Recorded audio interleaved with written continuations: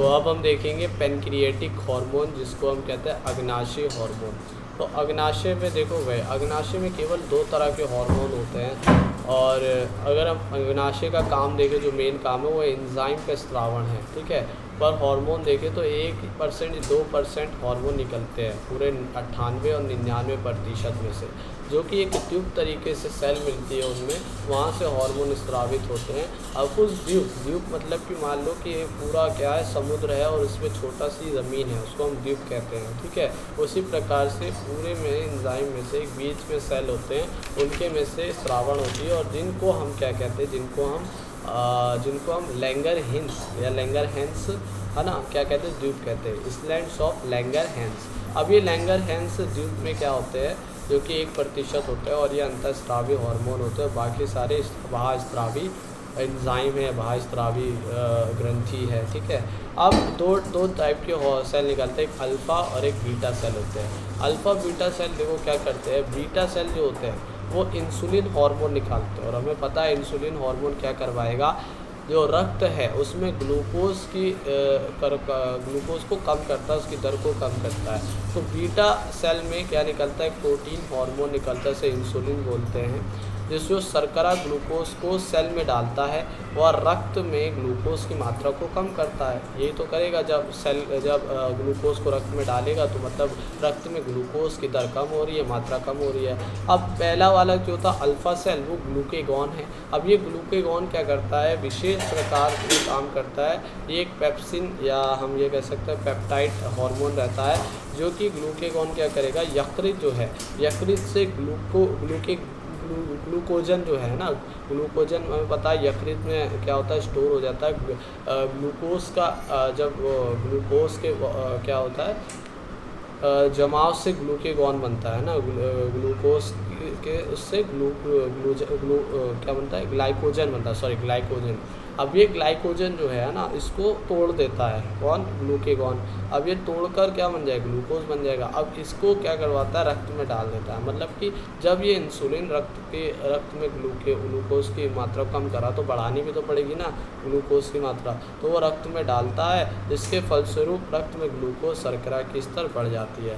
अब मान low insulin अगर बॉडी में हार्मोन ख़त्म हो जाए, तो उससे क्या हो जाएगा, उससे रक्त में ग्लूकोज ही रहेगा हमेशा के लिए। तो उसमें क्या होगा कि हार्मोन जो है, ग्लूकोज इंसुलिन हार्मोन अगर कम हो जाता है तो ग्लूकोज की मात्रा रक्त में रहेगी। अब इससे क्या होगा, रक्त में ग्लूकोज समस्थापन का नियमन सम्मिलित रूप से तो उससे डायबिटीज़ मेलिटस क्या हो सकती है, वो मधुमेह हो सकती है, जिसे हम शुगर कहते हैं, तो वो हो जाती है, जिसमें मूत्र के साथ शर्करा का ह्रास व हानिकारक पदार्थ जैसे कीटोन बॉडी इसका निर्माण होता है। तो कीटोन बॉडीज़ एक हानिकारक पदार्थ का निर्माण होता है जब डायबिटीज़ मेलिटस होती है, जब इंसुलिन हार्मोन ख़त्म हो जाता है, कम रहता है बॉडी में, जिसमें रक्त से ग्लूकोज सेल में नहीं जाता है। तो इन मधुमेह मरीज़ों का इंसुलिन द्वारा सफलतापूर्वक उपचार किया जाता है। अब इंसुलिन हार्मोन डाल दो तो वो सही हो जाएंगे इससे, है ना। अब यही दोनों हार्मोन जो है एक दूसरे के क्या है, विपरीत काम करते हैं, और रक्त में ग्लूकोज को जो समस्थापन है, जो नियमन है, जो बैलेंसिंग का काम है, वो यही दोनों हार्मोन करते हैं, इंसुलिन और ग्लूकेगॉन। अब हम वृषण की बात करते हैं, मतलब कि हमारे जो मेन जो हार्मोन था अग्नाशय के बाद वो ख़त्म हो गया, जिसमें कि हमने हाइपोथैलेमस देखा, हमने थायराइड ग्रंथि देखा, और हाइपोथैलेमस के उधर एक और हार्मोन पिनियल ग्लैंड है ना, पिनियल हार्मोन, जिसमें से मेलेटोनिन निकल रहा था। एक हमने देखा थाइमस है ना, थाइमस ग्रंथि देखी, और हमने क्या देखी, हमने देखी क्या नाम है, एड्रीनल ग्लैंड देखी, है ना। उसके बाद हमने एक और ग्रंथि देखी, ये हो गई प्रक्रियाज हो गई, है ना। और हाँ, एक पैराथायरॉयड। तो ये हमने कितनी देख ली, 5, 6, 7 हो रही है। और 8वीं कौन सी है, 8वीं जो है वो कौन सी हो गई,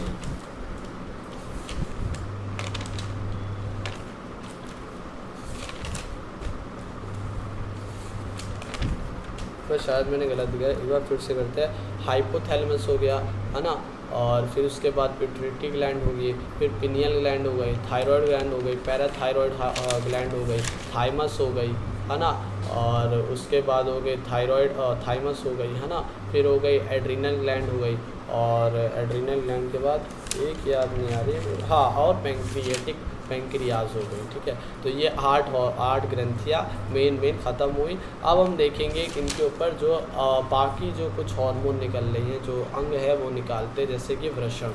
तो वृषण एक लैंगिक अंग है नर का, जो कि लेडिक सेल से जब LH प्रतिक्रिया करता है तो टेस्टोस्टेरोन निकलवाता है। अब ये टेस्टोस्टेरोन हार्मोन है, जो कि एंड्रोजन हार्मोन भी से टेस्टोस्टेरोन को कहते हैं, तो वो निकलता है ना, जो कि शुक्राणु निर्माण की प्रक्रिया शुरू करने के लिए होता है। और जो जनन अंग है ना, जो जनन अंग है, जैसे कि जनन अंग यही मान लो वृषण के विकास के लिए, और शुक्रवाहिकाएँ जो निकलती हैं, है ना, और जो अधिवृषण होता है, एपिडिडिमिस होता है, सेमिनल वेसिकल, प्रोस्टेट ग्लैंड होती है, या हमारी कौन सी ग्रंथि होती है, जो बल्बोयूरेथ्रल हार्मोन होती है और ग्रंथि होती है, ये सब के परिपक्वन और क्रियाओं को नियमित करता है। द्वितीय लैंगिक लक्षणों को दर्शाते हैं, जिसमें पेशीय वृद्धि, रोम वृद्धि, है ना, बालों का निकलना और आवाज़ का भारी होना, है ना, ये सब द्वितीय लैंगिक लक्षणों को कौन दर्शाता है? टेस्टोस्टेरोन, जो कि वृषण से निकलता है। अब दूसरा अंडाशय, जो कि मादा लैंगिक अंग है, ओवरी जिसे हम बोलते हैं, वृषण को टेस्टिकल्स बोलते हैं। अब ये मादा लैंगिक अंग है, जो कि जिस तरीके से वृषण में लेडिक सेल से निकल ली थी, LH जब प्रतिक्रिया करता, उसी तरीके से जब LH और FSH प्रतिक्रिया करते ग्राफियन फॉलिकल से और कार्पस ल्यूटियम से, ग्राफियन फॉलिकल से निकलता है एस्ट्रोजन, और जो हमारा कार्पस ल्यूटियम उससे निकलता है प्रोजेस्टेरोन। ये दोनों हार्मोन कैसे स्टेरॉइड प्रकृति के हैं हार्मोन है ना।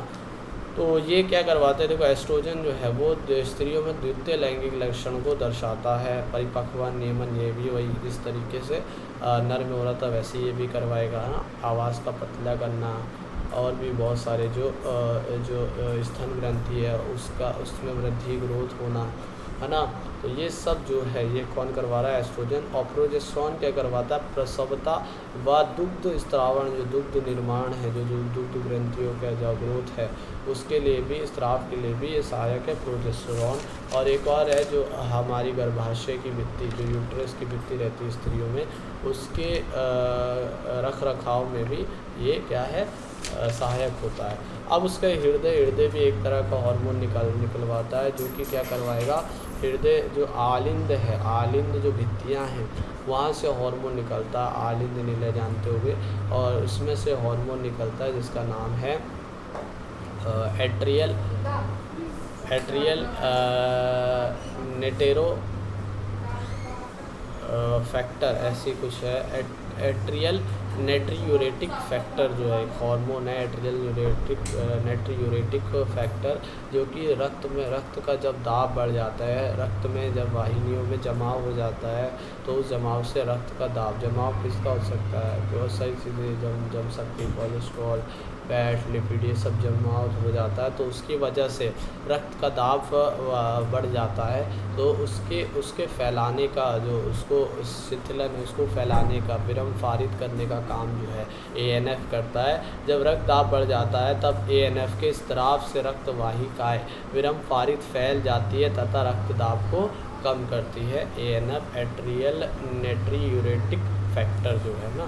अब उसके बाद वृक्क किडनी से एक हार्मोन निकलता है, जो कि RBC के निर्माण, एरिथ्रोसाइट के निर्माण के लिए होता है, जो एरिथ्रोपोइसिस क्या करवाता है, प्रक्रिया करवाता है, जिसमें से निकलता है एरिथ्रोपोइटिन, इसमें से किडनी में से, वृक्क से।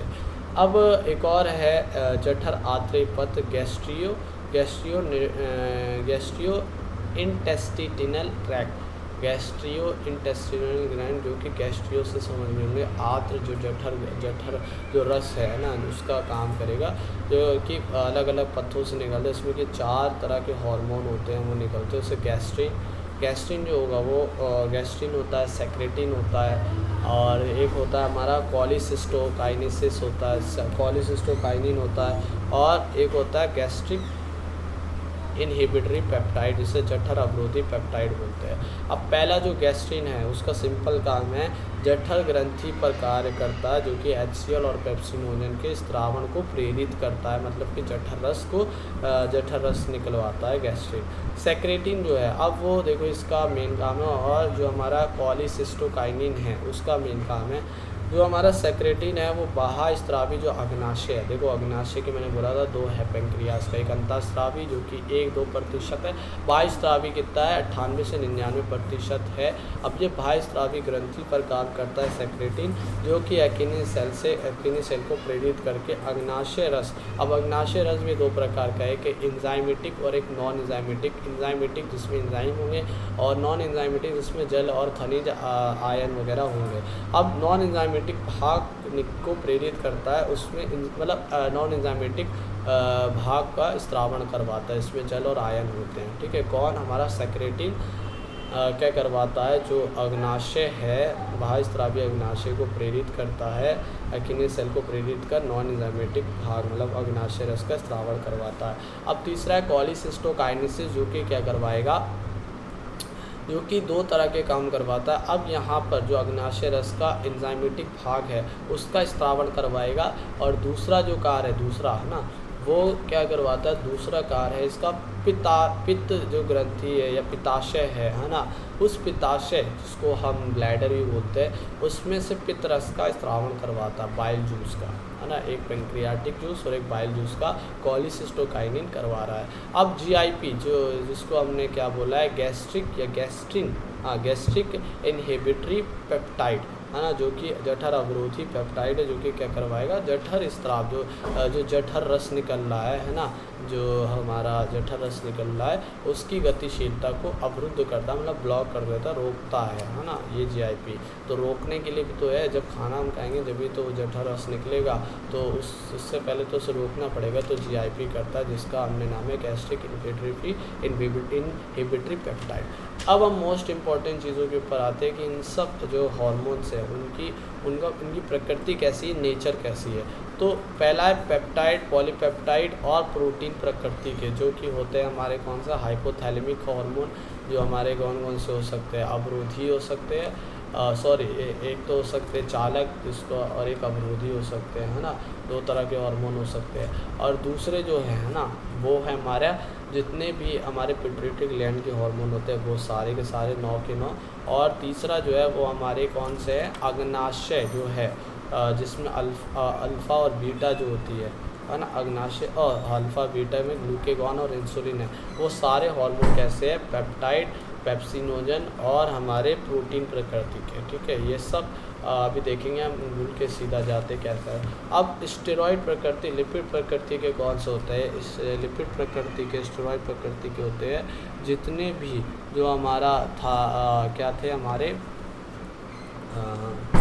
जो कि कहाँ मिल रहा था, एड्रीनल ग्लैंड, हाँ, जो कि हमारे जितने भी एड्रीनल ग्लैंड के एड्रीनल ग्लैंड के कॉर्टेक्स के जो हार्मोन थे, जिसमें क्या कौन कौन, मिनरलोकॉर्टिकॉइड थे, ग्लूकोकॉर्टिकॉइड थे, सेक्स कॉर्टिकॉइड थे, ये सारे हार्मोन कैसे होते हैं, जिसमें से कौन कौन से थे, एक तो था हमारा एल्डोस्टेरोन, है ना, दूसरा था हमारा कॉर्टिसोल, तीसरे थे हमारे टेस्टोस्टेरोन या हम ये कह सकते हैं DHEA, और एक कौन सा था, एस्ट्रोजन। ये सारे कैसे होते हैं, लिपिड स्टेरॉइड प्रकृति के होते हैं।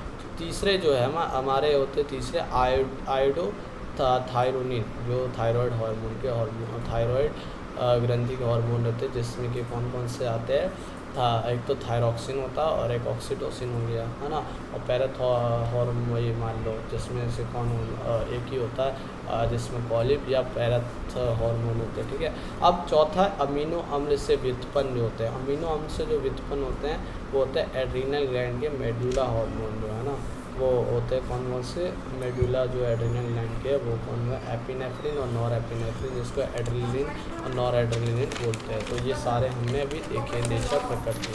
अब इसकी क्रियाविधि कैसे है, और लास्ट टॉपिक है, इसकी क्रियाविधि किस तरीके से होती है। एक होते हैं झिल्ली योजित और एक होते हैं अंतराकोशिकीय ग्राही। झिल्ली योजित होते हैं जो झिल्ली में घुल कर क्या करवाते हैं, जीनोम DNA में परिवर्तन करके कार्य करते हैं हार्मोन। अब हार्मोन जो है एक मैसेंजर का काम करते हैं, संदेशवाहक का काम करते हैं, जो कि क्या करेंगे, ऐसे हार्मोन जो झिल्ली योजित ग्राहियों से क्रिया करते हैं, है ना। प्राइमरी हार्मोन जो कि क्या करेगा, ग्राही से जुड़ेगा, ग्राहियाँ होती हैं अलग अलग, तो ग्राही से जुड़कर ग्राही समिश्र बनाएगा और उसमें प्रतिक्रिया करेगा, जिसमें प्रतिक्रिया में क्या होता है, एएमपी या कैल्शियम से प्रतिक्रिया करता है। एएमपी क्या होता है? साइक्लिक एएमपी बोलते हैं, इसे हम एडिनोसेक मोनोफॉस्फेट बोलते हैं। एडिनोसेक मोनोफॉस्फेट या कैल्शियम के साथ प्रतिक्रिया करके सेकेंडरी मैसेज बनाता है, जो कि जाकर डीएनए में जाकर प्रतिक्रिया करते हैं। अब ये शारीरिक प्रतिक्रियात्मक करवाते हैं ना, इससे मतलब प्राइमरी से सेकेंडरी बनवाते हैं, उसमें झिल्ली योजित ग्राही। अब अंतरा कोशिकीय ग्राही जो है दूसरे जो है तो डायरेक्ट कोशिका के अंदर जाके क्रियाविधि करते हैं, जिसमें प्राइमरी हार्मोन रहता है। और ये कौन से हार्मोन करवाते हैं? स्टेरॉइड जो प्रकृति का हार्मोन है। स्टेरॉइड प्रकृति कौन से हार्मोन होते हैं? जितने भी जो कॉर्टेक्स से निकल रहे हैं और जो प्रोजेस्टेरोन, एस्ट्रोजन, ये सब जो है ना, वो कैसे हमारे स्टेरॉइड प्राकृतिक जो भी कॉर्टेक्स से एड्रीनल ग्लैंड के निकल रहे हैं ना, वो सारे कैसी प्रकृति के? स्टेरॉइड लिपिड प्रकृति के। अब आयोडोथायरॉयड प्रकृति जो थायरोक्सिन या ऑक्सीटोसिन, ये सब जो थायराइड ग्रंथि से निकल रहे हैं, वो सारे डायरेक्ट क्या करवाता है? अंतराकोशीय ग्राही में जाकर कोशिका के अंदर जाके क्रियाविधि करते हैं, फिर उसके बाद शारीरिक प्रतिक्रियात्मक करवाते हैं। तो इसमें जो दो मैसेज लग रहे थे, एक प्राइमरी मैसेंजर और एक सेकेंडरी मैसेंजर, और इसमें डायरेक्ट प्राइमरी हार्मोन दिया और प्रतिक्रिया करवा दी। ठीक है, तो इसके साथ हमारा पूरा चैप्टर कंप्लीट हुआ। इसमें कि हमने 8 तो मेन और ग्लैंड्स देखी, उनमें हार्मोन देखे, और उसके बाद जो कुछ और अंग थे वो हार्मोन निकलवा रहे थे, उसके हार्मोन हमने देखे, और फिर हमने लास्ट में क्रियाविधि देखी। तो इसके साथ हमारा ये पूरा चैप्टर ख़त्म हुआ। इसका नाम था रासायनिक समन्वय तथा एकीकरण।